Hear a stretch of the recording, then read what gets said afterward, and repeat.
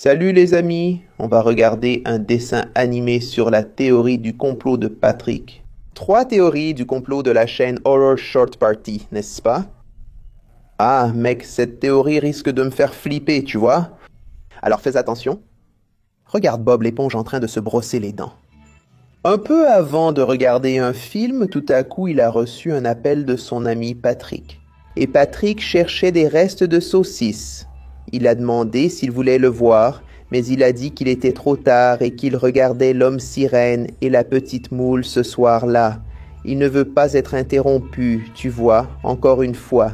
Il aurait aimé que Patrick l'appelle il y a environ 5 heures ou 4 heures, par là, parce qu'il doit aussi se lever tôt, tu vois, pour travailler, au crabe croustillant. Alors il a continué à se brosser les dents pour rester bien propre, tu vois. Oh, quelles belles dents! Il a regardé son reflet dans le miroir et a vu Patrick juste derrière lui. Il a tout recraché sur le miroir, ainsi qu'un morceau de nourriture coincé dans ses dents. Il n'y avait personne, hein, Bob? Juste ton ami Gary, là, tu vois? Il était là à t'attendre, tu vois? Il a eu une frayeur avec Gary, hein, mec? Il l'a réprimandé en soulignant qu'il était 1 heure du matin. Il a envoyé le petit escargot dans le salon pour vérifier s'il y avait assez à manger. Il veut voir la petite moule et l'homme sirène là-bas, n'est-ce pas? Il a assaisonné le repas de Gary. Il a mis les restes qu'il y avait au crabe croustillant pour lui. Regarde. Très intelligent. Nourrir son animal avec les restes de nourriture de son travail. Et Carlo Tentacule doit être en train de regarder un film dramatique pour pleurer comme ça, non? Je ne savais pas que Bob l'éponge buvait de l'alcool. Gary est en train de dire qu'il peut faire quelque chose, regarde. Quel est ce bruit peut-être, hein? Eh mec, là regarde, il a éteint la télé et il y avait vraiment un bruit étrange à l'intérieur de la maison, regarde. Patrick est à l'intérieur de sa maison, mec. Qu'est-ce que c'est que ça, mec? T'es fou, regarde là-bas. T'as déjà vu Patrick dans le miroir et là il passe derrière toi. C'est bizarre, frérot.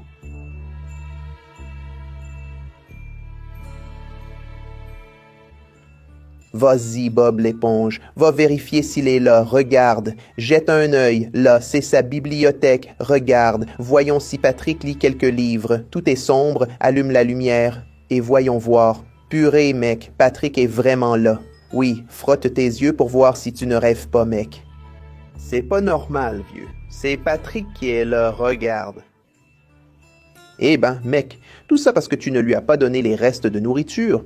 Il est venu vérifier si tu n'en avais vraiment pas. Ha ha ha ha. Il a apporté quelque chose à montrer à Bob l'éponge.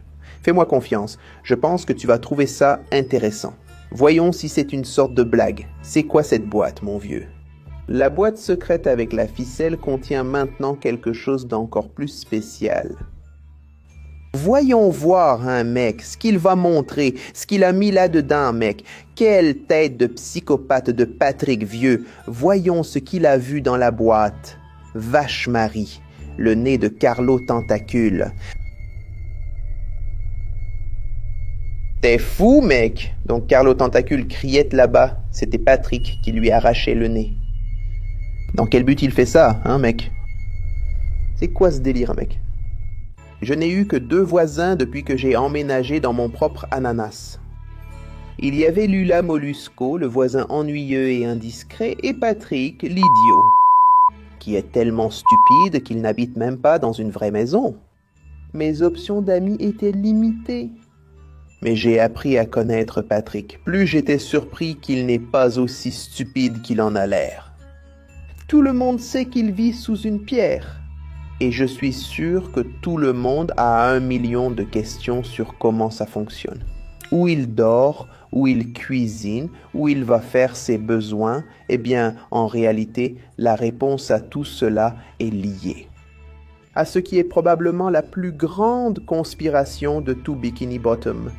Et je suis impliqué dans bien plus que simplement couvrir Patrick. J'ai toujours été l'ami de l'étoile parce que personne d'autre ne voulait être mon ami. Et c'est pourquoi j'ai commencé à prendre mes distances. Mais malheureusement, c'est difficile.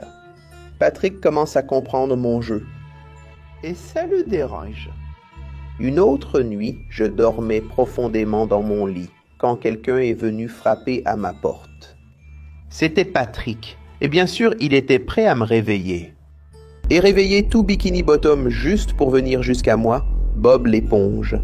Oh mon ami, j'ai attendu un moment, tu sais, pour voir s'il allait abandonner, mais il est resté là, à parler sans arrêt. Alors j'ai décidé de descendre les escaliers et d'aller voir ce qu'il voulait à cette heure-là. Je sais ce que c'est, Bob l'éponge. Tu ne veux pas parler à quelqu'un et la personne insiste pour te parler. Quand j'ai ouvert, j'ai été surpris par l'expression sur le visage de Patrick. Il tenait un filet à attraper des méduses. Et quand il est venu à ma porte au milieu de la nuit avec un de ces trucs, j'ai trouvé ça fou. Je n'arrive pas à croire qu'il soit venu me chercher pour attraper des méduses à une heure pareille. On ne peut pas faire ça le matin. C'est bien mieux. Je ne voulais plus faire ces pêches nocturnes, alors j'ai dit que je ne pouvais pas. Je veux prendre ma retraite de tout ça. Comment peux-tu dire qu'on a quelque chose de si bien qui se passe? Mec, c'est quoi cette discussion de couple entre ces deux-là, mec? Ah non, mec, il se passe quelque chose, là. Il y a anguille sous roche, mec. Bob l'éponge dit qu'il a changé sa façon de penser, qu'il est maintenant un homme adulte. Il doit travailler et gagner de l'argent pour payer les factures. Les factures n'arrêtent pas d'arriver et doivent être payées tous les mois, n'est-ce pas? Ah, la vie d'adulte. Et Patrick? Un grand fainéant qui ne pense qu'à s'amuser? Il passe son temps à dormir sous la pierre, mais Patrick insiste là-dessus qu'il peut quitter son travail et vivre tranquille à chasser des méduses. Laisse-moi tranquille, je vais appeler la police. Oula, il a claqué la porte au nez de Patrick. Mais il a résisté. Mon Dieu, il va maintenant entrer pour chasser Bob l'éponge. T'es fou ou quoi? Maintenant, le jeu devient intéressant, mec. Il a réussi à se cacher ici. Après avoir tourné au coin, il est entré par cette petite porte. Vérifions s'il est dans ce coffre. Tu penses qu'il s'y est caché? Oh mec, voyons voir. Il l'a trouvé. Oh, il est sous le lit. Il ne l'a pas encore trouvé. Il continue de chercher. Mec, il était en toi le matelas, mec. Je suis allé jusqu'à la fenêtre de ma chambre pour le regarder partir en ville. Apparemment, Patrick a abandonné et est allé pêcher les méduses là-bas. Quelques heures plus tard, Patrick est revenu avec son filet bien rempli, n'est-ce pas? Avec la récompense mise de côté. Mec, il a attrapé les poissons tout au fond de Bikini, vous y croyez? Des citoyens là-bas. Purée, mec, pourquoi il va capturer ces gens-là? Il a soulevé son rocher-là et il a disparu à l'intérieur. Purée, mec. Personne d'autre ne sait, à part Bob l'éponge, qu'en fait ce rocher-là, qui ressemble à la maison de Patrick, c'est en réalité juste une façade pour un endroit beaucoup plus sombre et profond, mec, où il jette les gens. Sérieux, Bob l'éponge le savait et il n'a rien dit. Mec, regarde ça. 5 têtes, 5 personnes attachées. Et il y a encore plus de monde là-bas qui sert Patrick, tu vois. Ils ont préparé un repas pour lui. Il vit comme un roi là-dedans. Purée, mec, ce gars est vraiment bizarre, hein? Regarde juste les mecs qui souffrent. Ah, Bob l'éponge, tu en as profité, hein? Purée, mon frère. Et elle, tu vois, elle mangeait son propre peuple là-bas, son propre poisson. T'es fou, mec. Apparemment, Patrick était un psychopathe bizarre. Et Bob, l'éponge, apparemment, ne voulait plus de cette vie, hein? Il en a un peu profité, on dirait, mais il a fini par abandonner.